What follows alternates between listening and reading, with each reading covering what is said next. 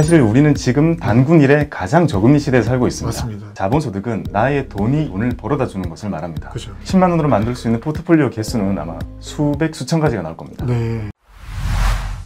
네, 지금까지는 소액으로 투자할 수 있는 여러 가지 방법에 대해서 말씀해 주셨는데, 투자에 좀 재미를 붙이신 분들이 적용을 좀 받으실 수 있는 투자의 꿀팁을 말씀해 주실 수 있을까요? 우리가 투자를 할 때는 4가지 정도를 좀 원칙으로 기억을 해주시면 좋은데요. 네. 분산 투자, 장기 투자, 저비용 투자, 간접 투자입니다. 네. 이것들을 잘 활용하면 안정적인 자산 관리를 하실 수가 있는데요. 네. 첫 번째로 분산 투자는 몰빵하지 않고 네. 여러 군데 나누어서 분산해서 투자를 해야 그 중에 잘 되는 것도 있을 거고 안 되는 그렇죠. 것도 있을 거잖아요. 네. 리스크 관리의 가장 첫 번째인 분산 투자이고요. 네. 두 번째 장기 투자는 우리가 흔히 잘 아는 워렌 버핏 같은 사람들도 네. 장기 투자로 성공을 하잖아요. 기업의 주주로서 투자를 한다면 그 기업이 망하지 않는 한 계속 성장을 하는 그 모든 수익을 다 가지고 갈 수 있는 것이 장기 투자입니다. 우리가 흔히 단타 친다 이런 얘기를 많이 하는데요. 그 투자는 좀 더 전문가 영역이라 볼 수 있고, 올바른 주식 투자는 장기 투자로 접근하시는 것이 좋습니다. 네.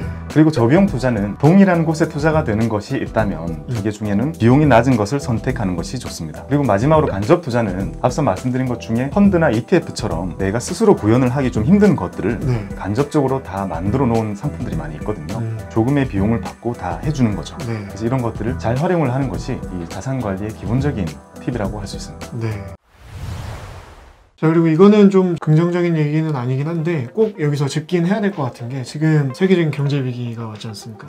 네. 이런 경우에도 재테크를 하는 사람들이 있잖아요. 현명하게 재테크를 할 수 있는 방법이 있을까요? 큰 자산가가 아니기 때문에 큰 리스크를 떠안고 투자를 하기가 좀 힘들잖아요. 이런 경제 위기 상황에서 올바른 재테크 방법. 우선은 경제 위기를 활용하는 방법은 우리가 직관적으로 생각할 수 있잖아요. 네. 저가 매수라는 그런 접근 방식이 있겠지만, 우리는 평소 때 자산 관리를 하면서 이런 위기를 대비하는 것이 중요합니다. 단순히 주식 투자라고 얘기하지 않고 자산 관리라고 하는 이유는 주식과 같은 투자 상품과 안전 자산을 같이 섞어서 포트폴리오를 만들어서 장기간 관리를 해야 이런 위기가 왔을 때 우리는 사고자 하는 주식을 좀 더 살 수 있는 그런 원천이 이런 안전 자산에서 나온다고 할 수 있는데요. 대표적인 안전 자산은 금과 달러라고 말씀드릴 수 있고, 네. 이 금과 달러도 아까 말씀드린 것처럼 증권 계좌 하나만 있으면 네. 손쉽게 클릭으로 달러도 환전하실 수 있고 금도 사실 수가 있습니다. 그래서 금은 한국 거래소에서 운영하고 있는 금 현물 시장이라는 게 있어요. 네. 그런 거는 실제로 사는 그 매매가 이루어집니다. 그래서 1g에 6만 원 정도 네. 실제로 매수를 하면 바로 금 살 수가 있고, 이게 100g 단위로 모이게 되면 실제로 출고도 하실 수 있습니다. 손에 쥘 수도 있죠. 금은요? 네. 와. 그래서 평소 때 이런 금과 달러 자산을 투자 자산과 함께 관리를 하셔야 이런 위기 상황이 발생했을 때 내가 가지고 있는 주식의 가치는 하락했지만 내가 가지고 있는 달러와 금의 가치는 오르기 때문에 이런 것들을 그때 현금화해서 또 싸져 있는 그런 주식들을 담을 수 있는 원천을 만들 수가 있는 거죠. 그래서 우리는 자산 배분의 중요성을 여기서 말씀드릴 수 있는 거고. 네. 아까 말씀해주신 분산 투자의 원칙에도 이게 포함이 되는 거네요, 그렇죠? 네, 맞습니다. 네. 그리고 이번에 좀 여담이긴 한데, 이번 경제위기 때도 보니까 역시 달러는 압도적인 1위의 화폐인 것 같습니다. 달러가 좀 안전자산으로 분류가 되잖아요. 네. 무너진 적도 있었나요, 혹시? 아니요, 위기 때는 항상 올랐습니다. 지금까지는 올랐고요. 더 웃긴 건 미국에서 위기가 생긴 그 08년도 서프라임 모기지 때도 달러는 엄청나게 올랐죠. 외환위기 때도. 예. 네. 그래서 많은 사람들이 지금 미국이 양적 완화라는 것을 하잖아요. QE라고 하죠. 찍어내어서 부양을 하는 건데요. 어쨌든 시장에 존재하는 달러가 많아진다는 건 달러의 화폐 가치가 언젠가는 지금처럼 안전자산의 지위가 약해질 것이다 그렇죠. 라고 생각하시는 분들이 많거든요. 이런 분들은 금을 사셔야 됩니다. 그러니까 통화량이 너무 많아질까봐 걱정이 되시면 차라리 이제 금이 안전자산이라고 생각하시는 게 낫다. 네. 네, 지금까지 저희가 뭐 여러 가지 재테크의 어떤 뭐 기본적인 개념이나 원리, 그리고 어떤 방법론 같은 것들을 좀 말씀을 드렸죠. 그리고 뭐 저희 둘의 어떤 개인적인 사견도 많이 말씀을 드리고, 네, 여기서 저는 좀 말씀드리고 싶은 게, 그렇다고 너무 많이 또 투자를 하면 안 되잖아요. 네. 뭐 본인이 예를 들면 월급이 뭐 한 200 정도 되는데 뭐 150을 막 투자를 하고 이런 식으로 하면 좀 살짝 도박성이 될 수 있지 않습니까? 혹시 이런 재테크나 투자에 대해서 유의해야 될 유의사항들을 좀 설명을 좀 해주실 수 있을까요? 투자가 높은 기대 수익률을 가지고 있는 이유는 손실을 볼 수 있다는 가능성 때문입니다. 네. 그걸 잊고 계신 분들이 참 많더라고요. 네네. 투자했는데 왜 손실이 나는지 이해를 못 하시는 거죠. 소액으로 투자를 미리 시작하는 것이 좋다는 건 투자 과정에서 우리가 꼭 배울 수밖에 없는 다양한 단계들이 있다고 생각을 합니다. 그래서 이런 것들을 미리미리 배워두시면 먼 훗날 우리가 큰 자금이 생겼을 때도 안정적으로 관리를 할 수 있을 거라고 생각을 하고요. 뭐 예를 들면 이런 거죠. 일찍부터 중고차 여러 가지 사가면서 운전 연습을 많이 한 사람은 자기 인생 드림카를 사도 기사는 안 내고 잘 타겠죠. 그렇죠. 근데 평생 그 드림카를 사려고 일만 한 사람들은 평생 모아가지고 드림카 다 뽑고 그냥 그대로 그런 경우가 많은 거죠. 투자 실패하시는 많은 분들이 경험이 없이 목돈으로 시작하시는 분들이 많은 거고요. 주변에 들리는 그런 소문을 듣고 너무 자극을 받아가지고 네. 대출을 받으시거나 네. 가지고 있는 돈을 전부 다 부으시거나 이런 게 주식에 대한 안 좋은 사례를 계속 만들어내는 거고 네. 이런 것들이 우리에게 편견을 많이 가지게 한 거죠. 그래서 제가 생각하는 이상적인 금융교육이라는 거는요. 예를 들면 미국의 월가를 지배하고 있는 유태인들은 네. 돈을 정말 잘 다룬다라고 유명하죠. 네네. 우리가 잘 알고 있는 뭐 조지 소로스, 뭐 럭펠러 가문, 로스차일드, 워렌 버핏, 뭐 스티븐 스필버그, 네. 빌 게이츠, 마크 네. 저커버그 네. 다 유태인들이거든요. 네네. 유태인들은 13살 때 성인식을 하거든요. 성인식을 하면 친구들은 한 10만 원에서 20만 원 정도 네. 매우 큰 돈입니다. 네. 그걸 주고 가족들은 얘가 13세가 될 때까지 모아왔던 그 종잣돈을 물려줍니다. 엄청 이른 나이인데 그죠? 네. 그래서 유태인들은 언젠간 미래에 쓸 목돈을 가지고 투자를 시작을 하게 되고 자연스럽게 장기 투자를 하게 되고 네. 복리의 개념과 자본 수익을 모두 익혀간다고 하고요. 부모님과 밥을 먹을 때마다 너 오늘 뭐 샀니, 뭐 팔았니, 수익이 어떠니 그런 얘기를 아무렇지 않게 한다고 합니다. 그러겠네요. 그렇게 단련이 되어 있는 사람들이 나중에 금융시장을 지배하고 있는 거죠.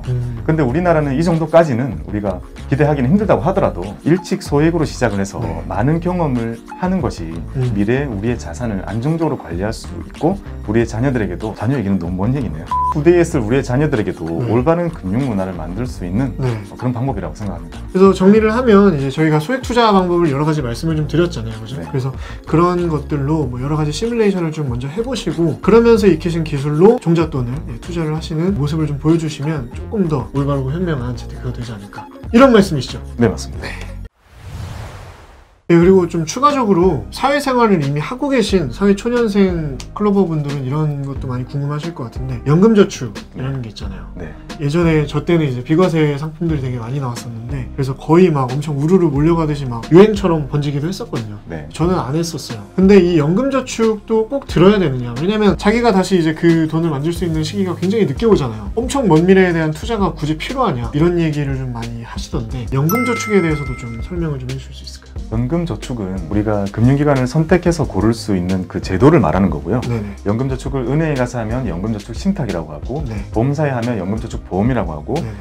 증권사에 오면 이제 연금저축 펀드라고 하거든요. 네네. 근데 이 것들 중에서 제가 생각할 때는 연금저축을 펀드로 하면 긴 시간 동안 네. 장기적인 수익률이 가장 높게 나오고 있거든요. 그래요? 그래서 지속적으로 내가 직장 생활을 하는 동안 내가 모은 돈으로 시차를 두면 더 큰 돈이 돼 있을 거고 네. 그걸 노후에 활용할 수 있는 아주 좋은 제도라고 생각을 하고요. 네. 가장 매력적인 것은 이 연금저축 계좌에 내가 저축을 하는 금액에 대해서 세액공제 혜택을 주거든요. 네. 그래서 소득에 따라 차이는 좀 있지만 네네.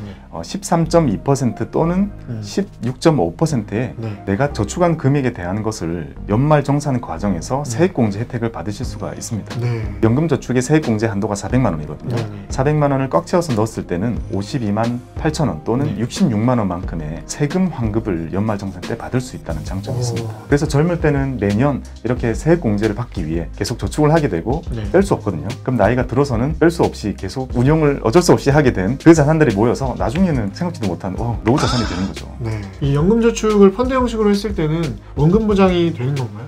되지 않습니다. 네, 말씀드린 것처럼 네. 연금펀드는 다른 것보다 기대 수익률이 매우 높죠. 그렇죠. 지금까지 과거에는 보여준 수치로는 한 6%, 7% 정도의 연 수익률을 보여주고 있는데요. 그만큼의 기대 수익률이 있다는 것은 지금과 같은 시장 상황에서는 연금도 평가 손실이 매우 크게 떨어집니다. 네. 그런데 결국 시장을 믿을 수밖에 없는 것이고요. 시장을 공부를 많이 하고 이해를 해서 그 시장의 회복력에 대한 어느 정도 믿음이 있으셔야 이렇게 장기적인 나의 노후 자산을 네. 연금을 펀드로 해가는 과정이 그렇게 힘들지 않을 수가 있는 거죠. 네. 네, 지금까지 박고미TV의 박고미님과 함께 재테크와 투자에 대한 기본적인 지식을 좀 말씀을 드렸는데 오늘 함께 해보시니까 어떠신가요? 가장 멋쟁이 구독자분들이 많다는 네. 이렇게 채널 이렇게 와서 말씀드릴 수 있어서 너무 좋았고요. 네. 여러분들도 투자는 누구에게나 열려 있으니까 두려움과 편견을 버리시고 한번 해보셨으면 좋겠습니다. 네. 저희 클래스TV 영상은 매주 일요일 저녁 9시에 정기 업로드가 되고요. 나머지 요일 중에는 추가로 수시 업로드가 됩니다. 올바른 재테크와 함께 자신감을 가지세요. 당신은 멋집니다. Always Be classy. 고생하셨습니다.